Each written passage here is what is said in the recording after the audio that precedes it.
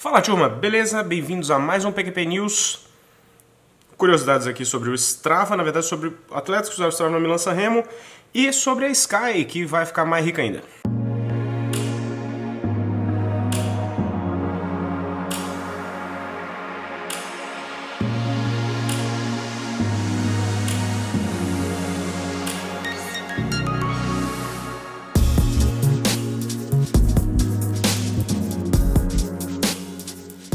Bom, então hoje, na verdade não hoje, anteontem, foram publicados os dados do pessoal que correu a Milan-San Remo, que aconteceu esse final de semana, que foi vencida pelo Julien Alaphilippe, que está cabuloso nas clássicas, venceu já a Strade Bianche e agora a Milan-San Remo, que é a classicíssima, uma prova de 291 km, é a prova mais longa do calendário.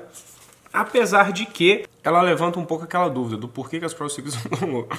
Porque essa prova, por exemplo, a Milan-San Remo, ela é uma prova que tem quase 300 km, são muitas horas de prova, e a emoção da prova mesmo só acontece nos últimos 25 km, que é quando eles passam pela Cipressa, ou Cipressa, que é a penúltima subida, e depois a Poggio, que é a última subida, que acontece ali faltando 10 km para chegar. E o restante é só passeio. Galera andando, passando pelas estradas lá bonitas da Itália, sem acontecer muita coisa. Então a dúvida é do ponto de vista do aproveitamento da emoção dessa prova. Por que você vai fazer uma prova de 7 horas para ter emoção só na última hora? Mas tradição do ciclismo e tal, o que eu levanto essa questão é porque no final a gente vai falar de novo sobre isso, pela questão do orçamento da equipe Sky, é que o ciclismo tem esses problemas de patrocínio. E muito porque é difícil você cobrir uma prova de ciclismo, porque como é que se você for cobrir uma prova de circuito, você pede patrocinador, vou pôr uma placa aqui, que os caras vão ficar passando em frente a essa placa e para você ter um retorno melhor. Para você fazer uma prova de 300 km, que vão ter 7 horas de prova, e sendo que no começo não acontece nada, o cara vai pôr uma placa lá, entendeu? Então do ponto de vista de negócio para o patrocinador, é muito ruim esse formato.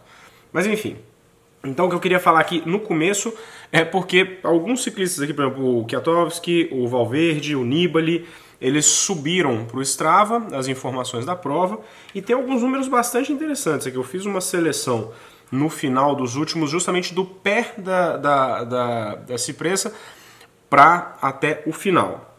Se você pegar, por exemplo, o Kwiatkowski, ele botou 409 watts de média nesses últimos 25 km, que é muita coisa, uma máxima de 1.298 watts.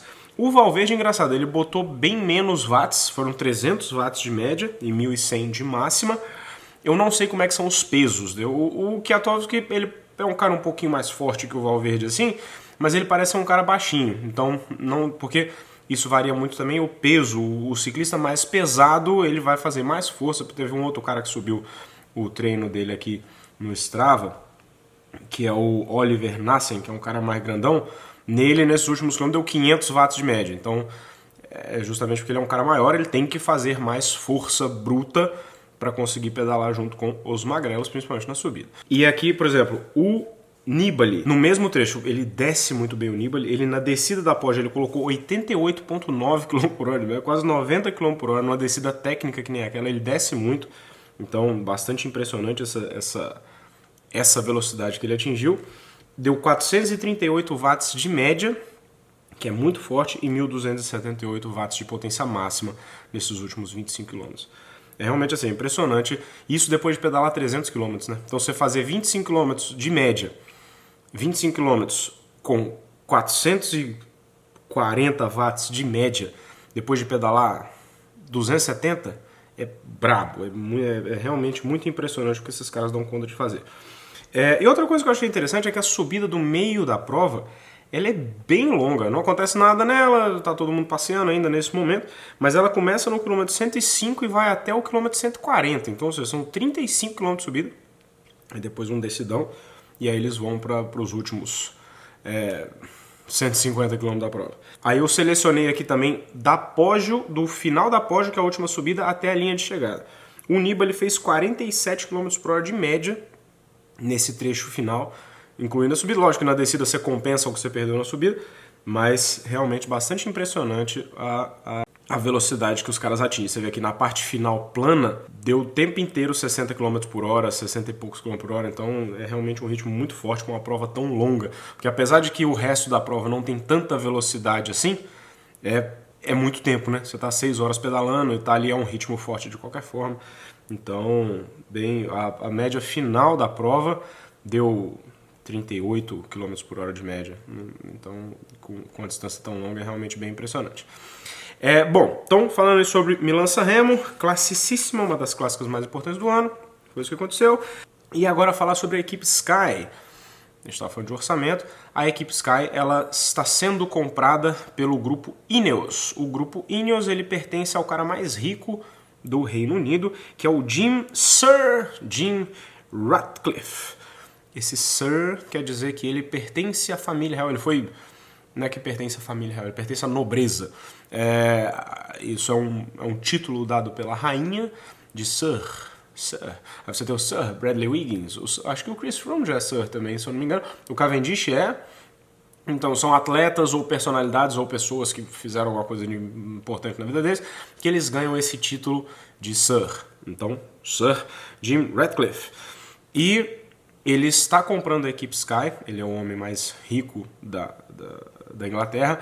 Ele já tinha uma equipe de iatismo, que ele já investiu 100 e tantos milhões na equipe de iatismo, então é um cara que tem muita bala e aparentemente gosta de esporte, coisa boa.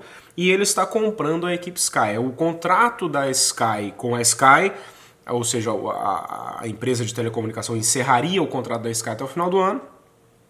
Vai encerrar o contrato da Sky, ou seja, a partir de 2020 não tem patrocínio. E aí apareceu, aí ficou aquele tempo, meu Deus, a Sky vai acabar, não vai acabar. Eu já falei disso aqui N vezes, que é um problema do formato que o ciclismo tem, porque o ciclismo deveria ter um formato de liga, no qual você vendesse patrocínios para todas as equipes, e aí esse dinheiro do patrocínio para todas as equipes, você dividia entre as equipes, você tinha uma renda mínima para os times da equipe, como funciona no futebol americano, como funciona no hockey aqui nos Estados Unidos, enfim, que você tem a venda do patrocínio para aqueles times ali, ou seja, os 18 times do World Tour, por exemplo, aquela renda seria dividida entre todos, e aí a sobrevivência do time não depende exclusivamente de patrocínios individuais, que é o caso da Sky. Sky é uma das equipes mais bem-sucedidas da história do ciclismo, e aí você vira e fala assim, não, sumiu um patrocinador, porque o cara teve alguma mudança estratégica, alguma coisa assim, e pronto, acabou. Acabou a equipe. Isso aconteceu com a Columbia, quando virou HTC Columbia e tal. Então é justamente por esse formato ruim. Aí vem toda a discussão, porque a Sky ela já tem um orçamento que é o dobro do orçamento das outras equipes.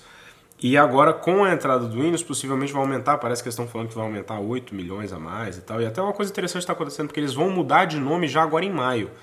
E geralmente eles ficam um ano inteiro, ainda falta 8 meses para a Sky sair do time, e ele já vai começar a se chamar Team Ineos agora em maio.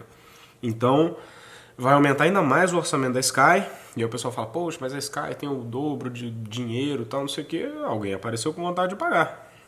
Se tivesse o formato de liga, você não teria esse tipo de diferença. Então acho que o formato que está errado. Não é a Sky que está errado de aceitar um patrocínio enorme. Você tem alguém a fim de pagar, e se não tem ninguém mais a fim de pagar as outras equipes, bom para a Sky.